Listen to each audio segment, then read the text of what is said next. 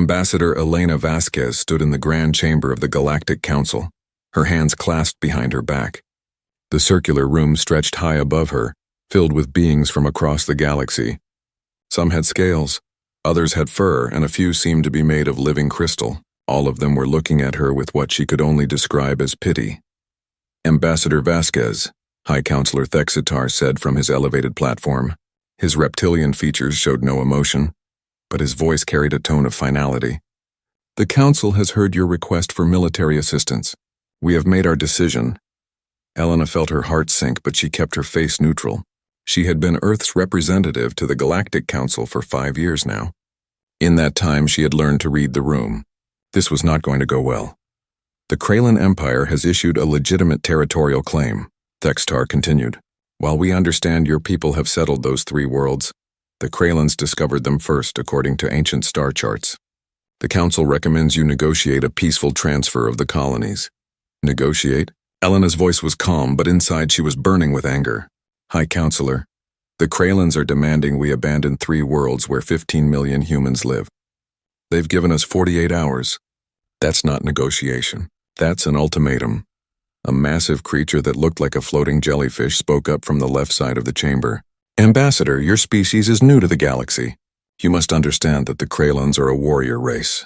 They have never lost a war in 400 years. It is better to give them what they want than to fight. Elena turned to face the speaker.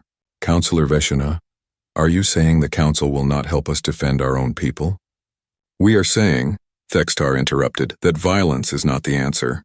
Humanity has been part of this council for 23 years. In that time, you have shown remarkable skills in art, culture, and diplomacy. You are a soft species, Ambassador.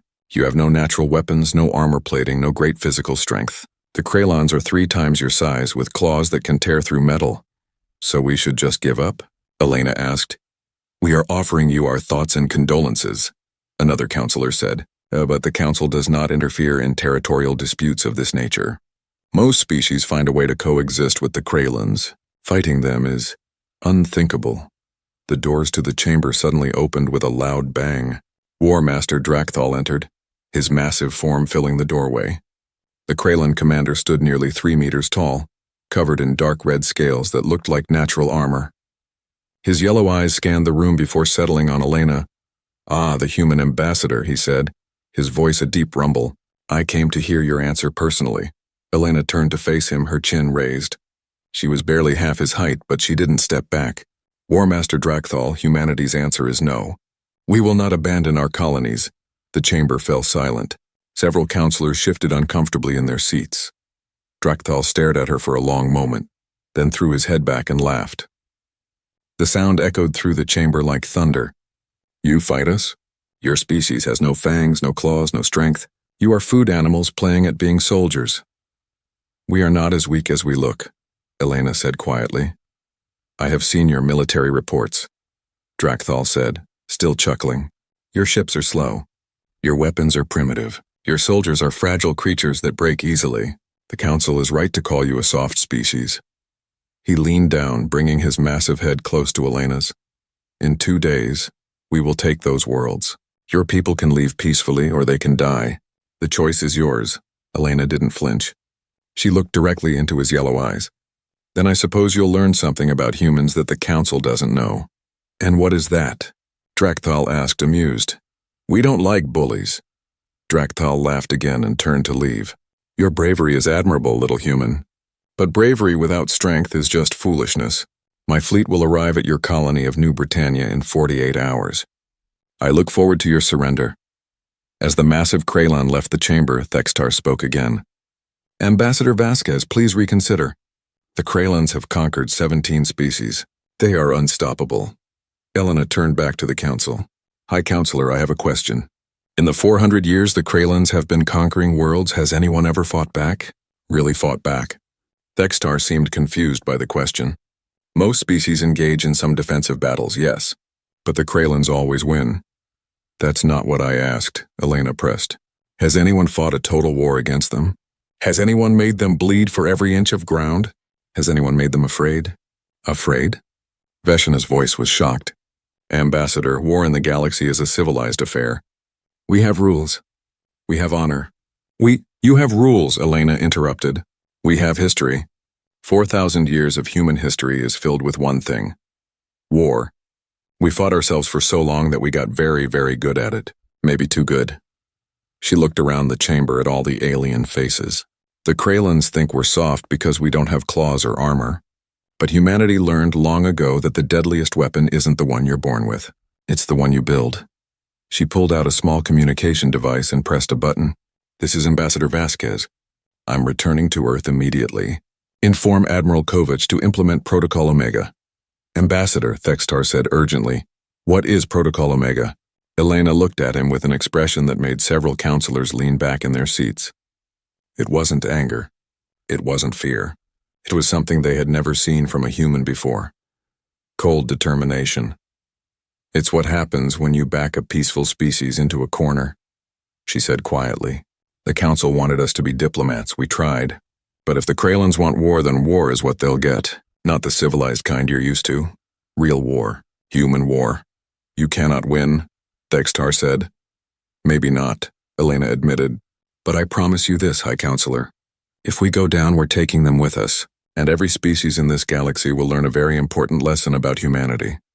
What lesson? Veshna asked. Elena walked toward the exit, her footsteps echoing in the silent chamber.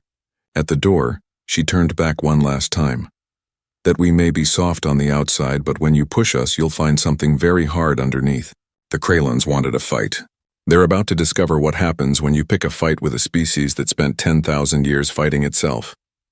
She left the chamber, leaving behind a council that suddenly wasn't sure about anything anymore.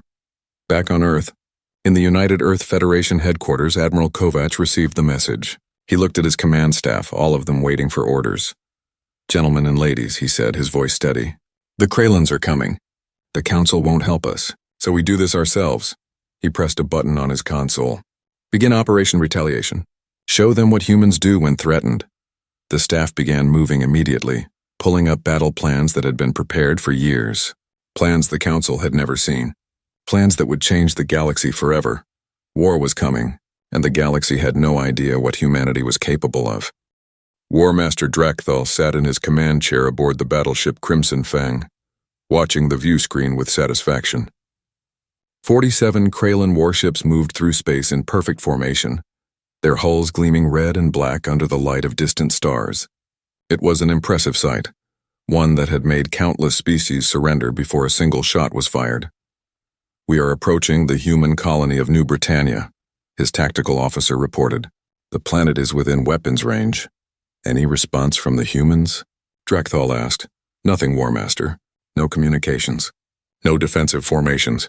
Their orbital stations are active, but they have made no aggressive moves. Drakthal nodded. This was how it always went. The prey species saw his fleet and realized the fight was already over. Soon the human colony administrator would appear on his screen, begging for mercy, offering surrender. Open a channel to the planet, he ordered. The communications officer worked for a moment, then shook his head. War Master, they are not accepting our hails. Not accepting? Drakthal frowned. That was unusual. Then target their primary city with a warning shot. A single plasma bolt near their capital building. Let them see our power. The weapons officer locked onto the target and fired. A brilliant streak of superheated plasma shot toward the planet. Drakthal watched, waiting for the expected result. The plasma bolt never reached the surface. A beam of intense light shot up from the planet's surface, intercepting the bolt and dissipating it in a flash of energy. What was that? Drakthal demanded. Analysis shows it was a high-energy laser, War Master. But the power level? It's far beyond what our intelligence report suggested the humans possessed. Before Drakthal could respond, alarms began blaring throughout the ship. War Master. Multiple contacts. They were hiding in the asteroid field. The view screen changed to show tactical data. 20 human ships, much smaller than the Kralin vessels, were emerging from the nearby asteroid belt. They had been sitting there waiting, completely hidden from Kralin sensors. How did we not detect them? Drakthal roared. They appear to have been running completely silent, War Master. No power signatures, no heat emissions. They were drifting like dead rocks. Drakthal watched as the human ships suddenly came to life, their engines burning bright. But they didn't move forward in formation like proper warships. Instead, they scattered in all directions, moving in chaotic, unpredictable patterns. "All ships, engage the enemy," Drakthal commanded. "Show these humans how real warriors fight." The Kraylan fleet moved to intercept, their massive ships turning ponderously. The humans were faster, much faster than the intelligence reports had indicated. They darted between the Kraylan vessels like insects, too quick to track properly.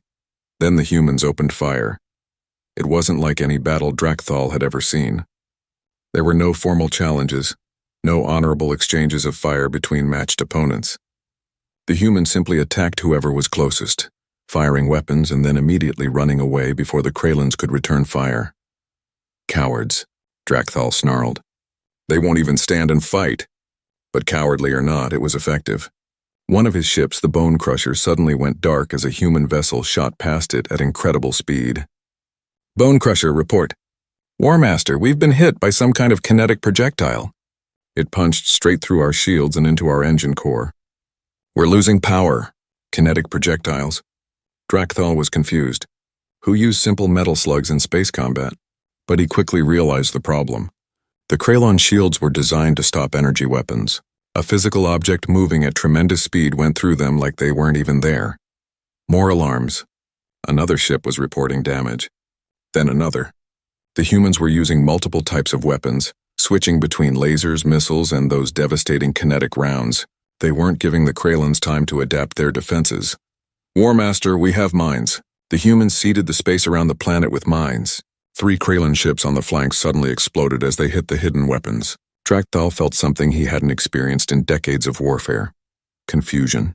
The humans were fighting without any honor, without any rules. They were using every dirty trick imaginable.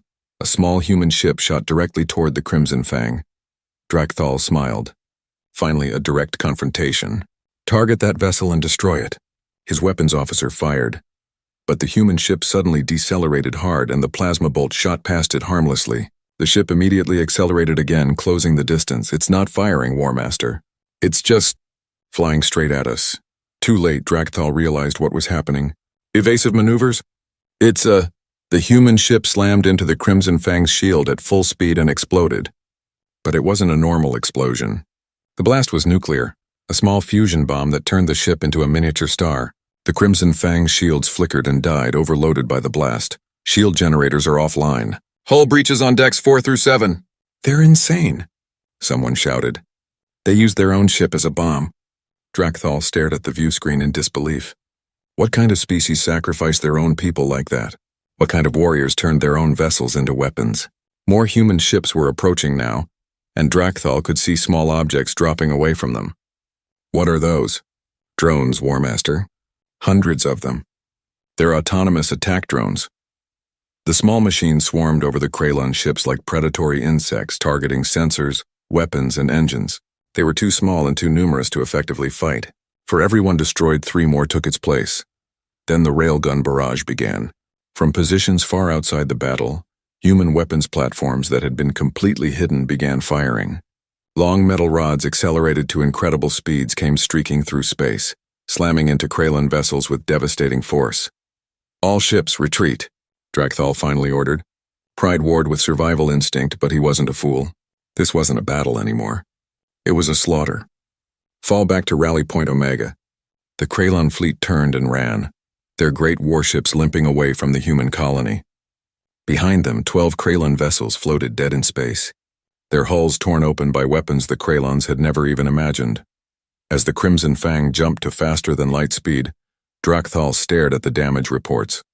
12 ships lost, 12, against an enemy with inferior numbers and supposedly primitive technology. His communications officer spoke quietly. "War Master, we're receiving a transmission from the human colony. It's being broadcast to the entire fleet. Put it on screen." A human appeared, wearing a dark uniform with insignias Drakthal didn't recognize. The human had a calm, almost bored expression. "This is Captain Marcus Chen of the United Earth Federation. War Master Drakthal, you came to our home expecting us to surrender. Instead, you learned the first lesson about fighting humans. We don't fight fair, we fight to win." This was just one colony, defended by one small battle group. "We have 73 colonies and the entire Earth Defense Fleet." The human's expression hardened. "Come at us again and we'll show you what real war looks like." This is your only warning. The transmission ended. Drakthal sat in silence for a long time. His warriors were looking at him, waiting for orders. Finally he spoke. Send a message to Empress Shalkara. Tell her we need more ships. Many more ships. And tell her that everything we thought we knew about humans was wrong. Back on New Britannia, Captain Chen watched the Kraylan fleet disappear. His executive officer approached him. Sir, we lost 3 ships, including the one Commander Rodriguez used for the suicide run. I know, Chen said quietly. Make sure their families know they saved 15 million people today. He looked at the damage display, showing the 12 destroyed Kraylan ships. And send all combat data to Fleet Command. Every other colony needs to know how we beat them. Do you think they'll come back? The executive officer asked. Chen nodded. Oh, they'll come back. The Kraylans have never lost a war. They won't accept this. They'll come back with everything they have. Can we win against their entire fleet? Captain Chen thought about the question for a long moment. Then he smiled, a cold, hard smile. They still don't understand what they're fighting. They think this is about military strength. It's not. This is about willpower, and humans have been fighting wars of survival since we lived in caves. The Kraylans are about to learn what happens when you threaten our homes. The galaxy would soon learn that lesson too. Empress Shalkara sat on her throne aboard the Imperial Dreadnought, her massive form radiating barely controlled rage. The holographic display before her showed the humiliating battle at New Britannia, played back for the 3rd time. 12 ships lost, 12 of her finest warships destroyed by a species the Galactic Council called soft. This is unacceptable, she hissed, her claws digging into the armrests of her throne. War Master Drakthal, explain to me how you lost 12 ships to these prey animals. Drakthal stood before her, his head bowed in shame. Empress, the humans do not fight as we expected. They do not follow the rules of honorable combat. They use deception, ambush, and weapons we have never encountered. Then we will bring overwhelming force, Shalkara declared. Gather the Grand Armada. 200 ships. We will crush the human colony at Proxima Station and show them the price of defiance. Empress, Drakthal said carefully. Perhaps we should reconsider. The humans are nothing, Shalkara roared. They are a weak species that got lucky once. With the Grand Armada, we will destroy them completely. No more warnings. No more mercy. We will turn their colonies to ash. 3 weeks later, the largest Kraylan military force in 2 centuries gathered at the edge of human space. 217 warships, including the massive dreadnoughts that had conquered worlds. Admiral Kovac watched their approach from the command center on Proxima Station, humanity's most important colony outside the Sol system. Admiral, the Kraylan fleet is dropping out of FTL, his tactical officer reported. Confirmed count, 217 vessels. They're forming up at the edge of the system. Are our preparations complete? Kovac asked calmly. Yes, sir. Every defense platform is armed and active. The minefield is deployed. All civilian transports have evacuated, and the special packages are in position. Kovac nodded. He was an older man, his hair gray and his face lined with decades of military service. He had fought in the Mars Independence War, the Titan Rebellion, and countless smaller conflicts. He had seen humanity at its worst and its best, and he knew one thing with absolute certainty. Humans didn't lose when their homes were threatened. Open a channel to the Kraylan fleet, he ordered. Empress Shalkara's face appeared on the screen. Her yellow eyes gleamed with anticipation.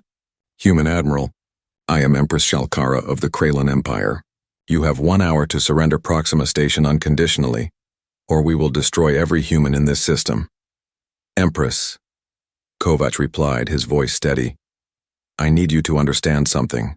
When you attacked New Britannia, you started something you don't fully comprehend.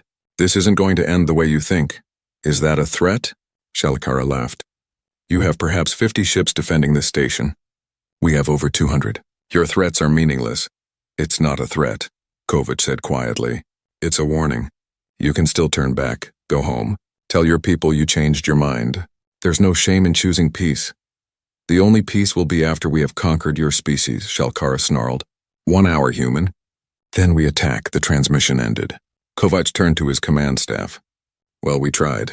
Now we show them what total defense doctrine really means. Give the order, unleash hell. When the Kraylan fleet advanced, they expected resistance. What they got was chaos. The minefield was far more extensive than anything at New Britannia. Thousands of mines, some of them nuclear, created a wall of explosions that destroyed the first wave of Kraylan ships before they even reached weapons range. But the Kraylans pressed forward, using their numbers to push through. Then the defense platforms opened fire. But these weren't normal weapons. The humans had been busy during the 3 weeks since New Britannia. Every platform had been fitted with antimatter warheads, fusion lances, and electromagnetic pulse generators. The Kraylans had never seen antimatter used as a weapon before. When matter met antimatter, the explosion was devastating. 3 Kraylan dreadnoughts simply ceased to exist, converted to pure energy in blinding flashes. "What is that weapon?" Shalkara screamed at her science officer. "Analysis shows it's antimatter, Empress. They're annihilating matter itself." But the antimatter weapons were just the beginning. As the Kraylan fleet pushed deeper into the system, human ships appeared from behind Proxima Station's moon. These weren't the small, agile vessels from New Britannia. These were proper warships, and they opened fire with railguns that shot projectiles at a significant fraction of light speed. The Kraylans fought back fiercely. Their plasma cannons and particle beams tore into human ships, destroying them one by one. But for every human ship lost, they took down 3 or 4 Kraylan vessels. The humans were trading their lives for maximum damage, and they were doing it efficiently. Then something happened that no Kraylan had ever experienced. Their ship's computer systems began failing. Screens went dark, weapons refused to fire, life support flickered. "We're under cyber attack," a technician shouted. "Some kind of computer virus is spreading through our network." The humans had weaponized information warfare. Their hackers had found ways into Kraylan systems, and now they were shutting down ships from the inside. Dead vessels floated in space, their crews helpless as human ships picked them off one by one. But perhaps the most disturbing weapon was the psychological one. Every Kraylan ship was receiving transmissions. Battle songs from human history, images of previous Kraylan defeats, intercepted communications played back to demoralize the fleet. The humans were attacking their minds as well as their ships. One transmission particularly disturbed Drakthal, who was commanding a section of the fleet. It was a human voice, calm and measured, speaking in perfect Kraylan language. "You are the Kraylan Empire, undefeated for 400 years. But do you know why you've never lost? Because you never fought anyone who truly fought back. Every species you conquered gave up after a few battles. They valued survival over victory. We don't. We are humanity, and we have been killing each other for 10,000 years. We know 1,000 ways to destroy an enemy. We have studied every battle, every war, every conflict in our history. We turned warfare into a science. And now, you will learn what that means." The transmission then began listing human battles. Thermopylae, where 300 held off thousands. Stalingrad, where humans fought over every building. The Somme, where millions died. Hiroshima, where humans unleashed the atom. Battle after battle, war after war.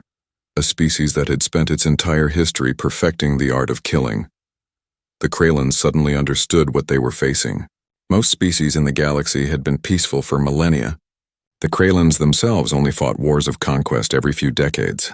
But humans? They had been in almost constant warfare for their entire existence. They hadn't just studied war. They had lived it, breathed it, perfected it. The Battle of Proxima Station lasted 16 hours. When it was over, Empress Shalkara stared at the casualty reports in disbelief. 89 ships destroyed. 89! And yes, the humans had lost too. Proxima Station was heavily damaged, and 34 human warships had been destroyed. But the station still stood, and human reinforcements were already arriving. But what terrified Shalkara most was what happened next. As her fleet limped away to regroup, she received reports from the Kraylan border worlds. Human ships had appeared, attacking supply depots, fuel refineries, and communication stations. Small, fast strike forces that hit and ran before the Kraylans could respond. The humans weren't just defending anymore. They were attacking. On Earth, Ambassador Vasquez addressed an emergency session of the Galactic Council. High Counselor Thextar and the other members watched in stunned silence as she presented footage from the Battle of Proxima Station. "The Kraylans came with overwhelming force," Vasquez said. "They expected us to break. Instead, we showed them that humanity doesn't surrender. We adapt, we improvise, we overcome." She looked around the chamber. "The Council advised us to negotiate. We tried. You told us the Kralins were unstoppable. We disagreed. Now for the first time in 400 years, the Kralin Empire is facing attacks on their own territory. Ambassador, Thextar said slowly, what are your intentions? Our intention is to survive, Vasquez replied. If that means teaching the Kralins a lesson they'll never forget, so be it. She paused. And let me be clear to every species watching this transmission. Humanity will defend itself and its allies with every weapon at our disposal. We prefer peace, but if you bring us war, we will show you what a species forged in conflict can do. The chamber was silent. The soft species had just changed the balance of power in the galaxy, and the Kralins were learning far too late that some prey animals have very sharp teeth. Commodore Marcus Chen stood on the bridge of the UEF Retribution, watching the tactical display as his strike force moved through Kralin space.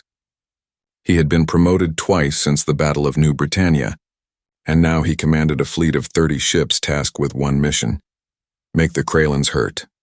Sir, we're approaching the Kel 7 fuel refinery, his tactical officer reported. No defensive fleet detected, just some orbital defense platforms. Good, Chen said. Deploy the drones and take out those platforms. I want that refinery destroyed in 15 minutes. The attack was swift and brutal. Human drones swarmed the defense platforms, overwhelming them with numbers while the Retribution's railguns punched through the refinery's hull. Within minutes, the massive structure that provided fuel for dozens of Kralin warships was a spreading cloud of debris. Jump to the next target, Chen ordered. Don't give them time to respond. This was the new human strategy. Don't fight the Kralin fleet directly. Instead, destroy everything that kept the fleet running.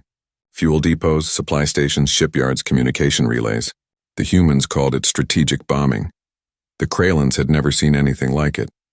On the Kralin homeworld, War Master Drakthal sat in a strategy meeting with Empress Shalkara and her senior commanders. The mood was grim. They've destroyed 12 supply depots in the last week, one commander reported. Our fleet is running low on fuel and ammunition. We can't maintain offensive operations if we have to protect our supply lines. Then hunt them down, Shalkara roared. Send our fastest ships after these human raiders. We've tried, Empress, Drakthal said quietly. Every time we dispatch ships to intercept them, the humans are gone before we arrive. They strike and disappear, and when we do catch them, they fight with such ferocity that we lose more ships than we can afford. He pulled up a tactical display showing the latest engagement. This was yesterday at the Tharkun shipyards. A human strike force of only 12 ships attacked. We had 30 ships defending. We destroyed 5 of their vessels, but they still managed to destroy the entire shipyard before escaping. They lost nearly half their force, but they considered it an acceptable price. Acceptable? Shalkara's voice was incredulous. What kind of species considers losing half their force acceptable? One that values the mission more than individual survival, Drakthal replied. Empress, I have studied the humans since New Britannia. I've watched all their historical battle records we could obtain. They have a concept they call total war. It means using every resource, every tactic, every weapon to destroy the enemy's ability to fight. They don't just want to win battles. They want to make it impossible for us to continue the war. Another commander spoke up. We're also facing problems on the home front, Empress. The humans have blockaded 3 of our colony worlds. They're not attacking the planets, but they're preventing supply ships from reaching them. Our colonies are running out of food and medicine. This is not warfare. Shalkara slammed her fist on the table. This is terrorism. Where is the honor? Where is the dignity? They fight like cowards. They fight to win, Drakthal said. That's all that matters to them. Across the galaxy in the Galactic Council chambers, High Counselor Thextar was meeting with Ambassador Vasquez. The atmosphere was tense. Ambassador, the Council is concerned, Thextar said carefully. Your military operations against the Kralins are becoming quite extensive. We're defending ourselves, Vasquez replied. The Kralins declared war on us, remember? Yes, but Thextar struggled to find the right words. You're not just defending. You're attacking their infrastructure. You're blockading their colonies. This is unprecedented. So was attacking our colonies with 200 ships, Vasquez said calmly. Counselor, you told us we couldn't win against the Kralins. You were wrong. Now we're showing them that attacking humanity has consequences. There are reports of food shortages on Kralin colonies. Another counselor interjected. Civilians are suffering. And whose fault is that? Vasquez's voice hardened. We didn't start this war. We didn't threaten anyone. The Kralins came to us with demands and threats. Now they're learning what happens when they pick a fight with humanity. If their civilians are suffering, Empress Shalkara can end this war anytime she wants. Thextar leaned forward. What are your terms for peace, Ambassador? The same as they've always been, Vasquez said. The Kralins must withdraw all claims to human territory. They must pay reparations for the damages they've caused.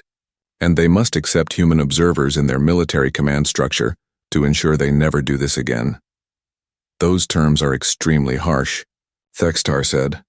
So is losing hundreds of our people at Proxima Station, Vasquez replied. The Kralins wanted war. They got it. Now they'll live with the consequences. Back in Kralon space, Drakthal was leading a defensive fleet protecting the moon of Kray Prime, the capital world. Intelligence suggested a major human attack was coming, though they didn't know where or when. War Master, we have incoming ships. The sensor officer suddenly shouted. 30 human vessels approaching at high speed. Drakthal felt his blood run cold. 30 ships. That was Commodore Chen's strike force. They had destroyed more Kralin infrastructure than any other human unit. All ships battle stations, Drakthal ordered. Deploy defensive formations. Protect the orbital facilities at all costs. The human ships came in fast, their weapons already firing. But something was different this time. They weren't trying to hit and run. They were committing to a full battle. They're targeting our command ship, someone shouted. Drakthal watched as Chen's flagship, the Retribution, came straight at him. This was personal now. Two warriors who had faced each other across multiple battles were finally meeting head-on. The battle was fierce. Drakthal's fleet outnumbered the humans 2-1, and this time they had been prepared for human tactics. The Kralins fought well, using their superior numbers to surround the human vessels. But the humans fought with a desperation and skill that Drakthal had to admire, even as he tried to destroy them. Every human ship seemed to know exactly where to be, exactly when to fire. They moved like a single organism, covering each other's weaknesses and exploiting every Kralin mistake. Chen's voice suddenly broadcast across all frequencies. War Master Drakthal, this is Commodore Chen. I wanted you to see this. See what, human? Drakthal demanded. Behind you. Drakthal spun to look at the rear tactical display. His blood froze. While he had been focused on Chen's strike force, 30 more human ships had emerged from FTL right on top of the orbital facilities they were supposed to protect. It was a diversion, Drakthal whispered.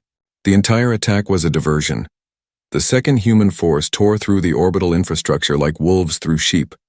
Manufacturing plants, supply depots, shipyards, all of them exploded in rapid succession. The moon's defenses were completely unprepared for an attack from that direction. All ships protect the facilities, Drakthal ordered, but it was too late. By the time his fleet could disengage from Chen's force and turn around, the damage was done. The moon of Kray Prime, visible from the Kralon homeworld itself, was now a graveyard of burning installations. As the human forces retreated, Chen sent one final transmission. War Master, you're a good warrior. Your people fight with honor, but honor isn't enough. Tell your Empress that if she doesn't surrender soon, the next strike won't be on your moon. It will be on Kray Prime itself, and we have weapons you haven't seen yet. Weapons we pray we never have to use. End this war. Drakthal sat in his command chair, staring at the destruction. Around him, his officers were silent. They had just witnessed human forces strike at the heart of Kralon space, within sight of their homeworld. The psychological impact was devastating. For the first time in 400 years, the Kralon Empire was afraid. On Kray Prime, riots broke out in the streets. Citizens demanded to know why their mighty military couldn't stop the humans. Food shortages were causing unrest. The blockaded colonies were crying out for help. And every day more news came of human attacks. More Kralin ships lost, more facilities destroyed. Empress Shalkara sat alone in her throne room, watching reports from across her empire. Her military commanders were telling her they needed to negotiate. Her civilian advisors were warning of economic collapse. Her intelligence officers were showing her data that proved the humans had barely begun to use their full military capacity. War Master Drakthal entered the throne room, his posture showing defeat. Empress, he said quietly, I must tell you something difficult. We cannot win this war. Shalkara looked at him with tired eyes. Explain. The humans don't fight for glory or conquest, Drakthal said. They fight for survival. And a species fighting for survival will use every weapon, every tactic, every advantage they have. We fight with honor. They fight to win. And in the end, winning is all that matters. He paused. If we continue, they will destroy us. Maybe not in one battle, but slowly, methodically, they will tear apart everything we've built. We must surrender. The mighty Kraylan Empress, ruler of an empire that had never lost a war, bowed her head. Contact the human ambassador, she whispered. Tell her we wish to negotiate. The conference room on the neutral station of Haven 7 was silent, as the two delegations faced each other across a long table. On one side sat Empress Shalkara, War Master Drakthal, and the Kraylan Diplomatic Corps. On the other side, Ambassador Elena Vasquez, Admiral Kovac, and Commodore Marcus Chen represented humanity. High Counselor Thextar stood at the head of the table, serving as mediator. His reptilian features showed relief that this war was finally ending, but also confusion about how it had ended this way. Empress Shalkara, Thextar began, you have requested this peace negotiation. Please state your terms. Shalkara's voice was heavy with defeat. The Kraylan Empire withdraws all territorial claims on human worlds. We will cease all military operations immediately. We ask only that the humans do the same and allow our blockaded colonies to receive humanitarian aid. Vasquez nodded slowly. We can agree to that, but there are additional terms. The Kraylans must pay reparations for the damages caused during this war. You must reduce your military fleet by 40%, and you will accept human military observers for the next 10 years to ensure compliance. Those terms are harsh, Shalkara said. So was attacking our colonies with overwhelming force, Vasquez replied calmly. You started this war expecting an easy victory. You got something very different. These are the consequences, Drakthal spoke up. We accept the terms. All of them. Shalkara looked at her War Master in surprise, but he met her gaze steadily. Empress, we lost. Continuing to fight will only destroy us completely. The humans have shown restraint by not attacking Kray Prime itself. We should be grateful for that mercy. Mercy? Shalkara said bitterly. Is that what you call it? Yes, Chen said, speaking for the first time. Because we could have destroyed your homeworld, Empress. We had weapons positioned to do exactly that. Nuclear weapons, antimatter bombs, kinetic strikes from orbit. We could have killed billions of your people, but we didn't. The room went completely silent. Even Thextar looked shocked. Chen continued, his voice calm but firm. You see, that's the difference between us and you. You fight for conquest and glory.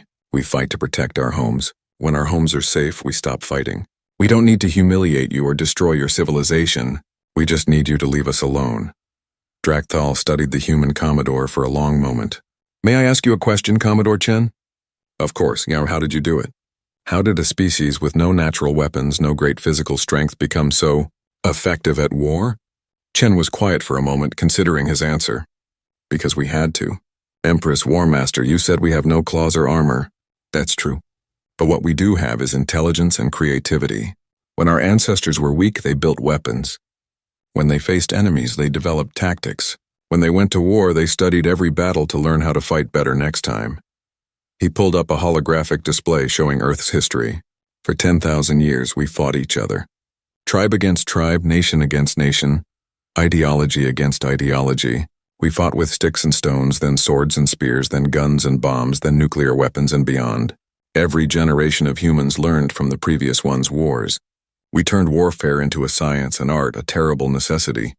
The display showed battle after battle, war after war. The Kraylans watched in growing horror as the sheer scale of human conflict became clear. We didn't want to be good at war, Chen said quietly. We had to be, or we would have gone extinct. So we studied. We practiced. We remembered. Every battle, every tactic, every strategy. We wrote it all down and taught it to the next generation. By the time we reached space, we had 10,000 years of military knowledge. When you attacked us, you weren't just fighting the United Earth Federation. You were fighting the accumulated wisdom of every human warrior who ever lived. Drakthal nodded slowly. I understand now. We were warriors who fought occasionally. You are a species of warriors who learned to live in peace. But the knowledge never left you. Exactly, Vasquez said. We prefer peace, War Master. We truly do. But when peace is not an option, We remember everything our ancestors taught us about survival. The treaty was signed an hour later. The Kralon Empire agreed to all human terms. The blockades were lifted, allowing humanitarian aid to reach Kralon colonies. Human ships began returning home, their mission complete. 1 week later, Ambassador Vasquez stood before the Galactic Council once more. This time the atmosphere was very different. Every counselor was paying close attention, and several new species had sent representatives specifically to hear her speak. Members of the council, Vasquez began, the war with the Kralons is over. They have surrendered unconditionally and agreed to our terms. But I'm not here to celebrate a military victory. I'm here to speak about the future. She looked around the chamber, meeting the eyes of representatives from dozens of species. When the Kralons threatened us, we asked this council for help. You refused. You told us we were a soft species that couldn't possibly win a war against a military superpower. You were wrong. But I don't blame you for that mistake. You judged us based on our appearance, our culture, our peaceful nature. You didn't know what we were capable of because we had never needed to show you. Thextar shifted uncomfortably in his seat. Now you know, Vasquez continued. Humanity can fight. We can fight very well. But that's not the lesson I want you to learn today. She paused, her voice becoming firm. The lesson is this: never threaten humanity or its allies. If you do, we will defend ourselves with every weapon and every tactic we possess. But if you come to us in peace, if you offer friendship and cooperation, you will find no more loyal ally in the galaxy. A counselor from a small, relatively weak species raised a tentative hand. Ambassador, my people have long been threatened by larger, more aggressive species. Would humanity be willing to help defend others? Vasquez smiled. That depends. Are you willing to stand with us as true allies? Because that's what we offer. Not protection in exchange for subservience, but partnership between equals. If you're willing to defend us, we're willing to defend you. Within an hour, 12 species had requested formal alliance talks with humanity. Within a week, it was 30. Species that had been victims of aggression for centuries suddenly saw a new option. Ally with the humans, who had proven they could win wars against overwhelming odds. On Cray Prime, Drakthal met with Commodore Chen for a private conversation after the treaty signing. They sat in a small room, just two warriors who had faced each other in battle. I have to know, Drakthal said. Did you enjoy the war? Chen looked surprised by the question. Enjoy it? No, war is terrible. We lost thousands of good people. Ships, homes, families destroyed. There's nothing to enjoy about that. Then why are you so good at it? Because not being good at it means extinction, Chen replied. We learned early in our history that the species who couldn't fight didn't survive. So we became very, very good at surviving. He paused. But here's the thing the Kralons never understood. We can separate war from hatred. We fought you because you threatened us, not because we hate your species. Now that the war is over, we can move forward. Move forward? Drakthal was confused. In 50 years, War Master, our grandchildren might be allies. Humans don't hold eternal grudges. We fought, you lost, we made peace. That's how it works. We don't need to be enemies forever. Drakthal thought about this for a long time. That is very strange. In Kralon culture, an enemy is always an enemy. Then maybe it's time to learn a different way, Chen said. You're not our enemy anymore.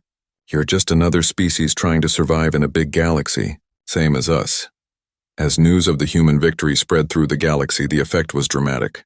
3 aggressive species that had been planning expansionist campaigns suddenly abandoned them. They had watched what happened to the Kralons, and they had no desire to face human retaliation. At the same time, humanity's reputation transformed overnight. They were no longer the soft species good at art and diplomacy. They were now the species that had defeated the Kralon Empire, something no one had done in 400 years. More importantly, they were the species that had shown mercy and victory, that had stopped fighting as soon as their enemies surrendered. The balance of power in the galaxy had shifted. 6 months after the war ended, a new alien civilization called the Xanthari attempted to bully a human trade convoy passing through neutral space. The Xanthari captain sent an aggressive message demanding tribute and threatening to destroy the convoy if they didn't comply. The human convoy captain, a merchant named Sarah Liu, simply transmitted a single file labeled Kralon War Archive. The file contained footage from the war, battles, destroyed ships, the devastation of Kralon infrastructure, and finally, the surrender ceremony. The Zenthari ships immediately withdrew without another word. On Earth, in a quiet cemetery where fallen soldiers were buried, Admiral Kovac stood before a memorial wall. It listed the names of every human who had died in the war. Hundreds of names. Good people who had given their lives to protect their species. Vasquez joined him, standing in silence for a moment. Was it worth it? Kovac asked quietly. Thank you for watching and comment for next part.